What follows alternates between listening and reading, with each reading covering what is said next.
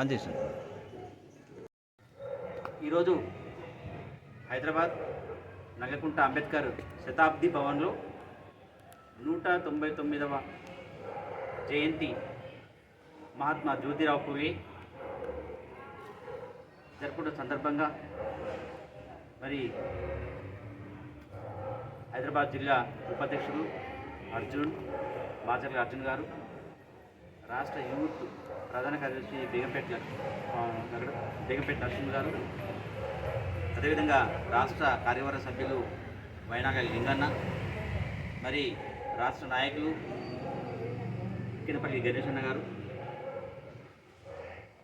బెస్తా గంగపుత్ర రాజ్యాధికార పార్టీ అధ్యక్షులు రాష్ట్ర అధ్యక్షులు మాధురబోయి నర్సయ్య గారు, మరి బహుజన బడుగు బలహీన వర్గాల ఐక్య వేదిక రాష్ట్ర అధ్యక్షులు ఎరుకగ మహేంద్రన్న గారు మరి ఈ కార్యక్రమానికి హాజరు కావడం జరిగింది.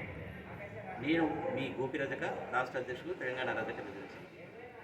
జ్యోతిరావు పూలే 200 సంవత్సరాల క్రితమే ఆనాడు విద్య యొక్క ప్రాధాన్యతని చెబుతూ ఈ సమాజము అసమానతలు తొలగాలని ఉండరాదని, అసమానతల కోసం మరి అనేకమైనటువంటి ఉద్యమాలు చేసి మరి ఆనాడు మొట్టమొదటిసారిగా తన భార్యకు చదువు చెప్పి ప్రథమ ఉపాధ్యాయురాలుగా మరి జ్యోతిరావు పూలే తన భార్య అయినటువంటి సావిత్రిబాయి పూలేకు చదువు చెప్పి ప్రథమ ఉపాధ్యాయురాలుగా తీర్చిదిద్దినటువంటి గొప్ప ఘనత మరి జ్యోతిరావు పూలే.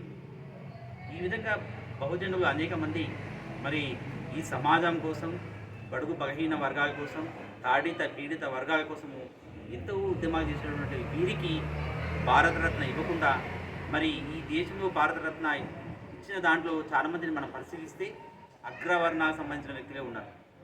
మరి ఎందుకు ఈ భారతరత్నాలు ఇవ్వమని చెప్పి మేము ఈరోజు అడిగే పరిస్థితి తీసుకొచ్చింది ఈ ప్రభుత్వాలు, కేంద్ర ప్రభుత్వం కానీ రాష్ట్ర ప్రభుత్వాలు కానీ ఒకసారి మీరు ఆత్మపరిశీలన చేసుకోవాలి. మేము అంబేద్కర్ కూడా ఇవ్వమని చెప్పి ప్రజా సంఘాలు ఆ రోజు పోరాటాలు చేసిన అంబేద్కర్ గారికి భారతరత్న ఇచ్చారు. ఇంత దౌర్భాగ్యం మరి ఎక్కడ ఉంటుంది ఈ దేశం?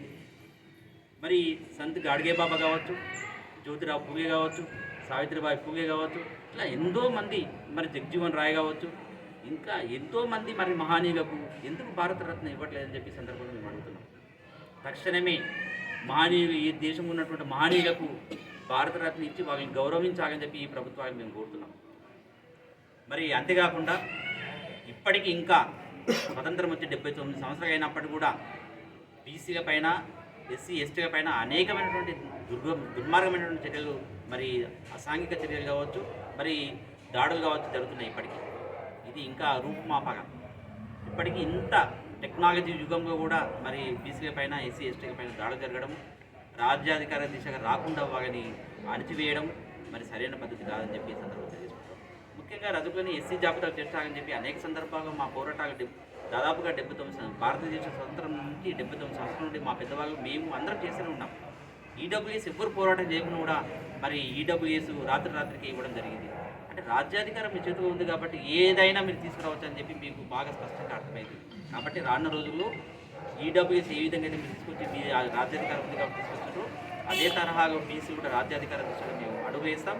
మాకు కావాల్సినటువంటి సంక్షేమ పథకాలు కావచ్చు, మాకు కావాల్సినటువంటి అనేకమైనటువంటి మరి ఆర్డినెన్స్ కానీ మేము తీసుకొచ్చుకునే పరిస్థితిలో మేము ముందుకు వెళ్తామని చెప్పి, కాబట్టి బీసీ గారా, ఎస్సీ ఎస్టీ గారా ఒకసారి మనం ఆలోచించాలి. మన రాజ్యాధికారం వచ్చినప్పుడే మనం అందరము మనకు కావాల్సినటువంటి సంక్షేమ పథకాలు మనం తీసుకోవచ్చు. కాబట్టి ఆ దిశగా మనం అందరం తప్పకుండా మరి జ్యోతిరావు పూలే అడుగుజాడలు నేటి యువత ముందుకు పోవాలి. వారి పోరాటాన్ని స్ఫూర్తిని మనం ముందుకు తీసుకుపోవాలి. ఎస్సీ ఎస్టీ బీసీలు అందరం రాజ్యాధికార దిశగా మనం అందరం ముందుకు నడవాలని చెప్పేసి తెలియజేసుకుంటూ, వచ్చిన వారందరికీ పేరు పేరున ఉద్యమం అందరం తెలియజేసుకుంటూ, ఈ దేశంలో, ఈ రాష్ట్రంలో ప్రతి చోట జ్యోతిరావు పూలే జయంతి కార్యక్రమాన్ని 199వ జయంతి కార్యక్రమం చేసినప్పుడు ఎవరికి శుభాకాంక్షలు తెలియజేసుకుంటాం.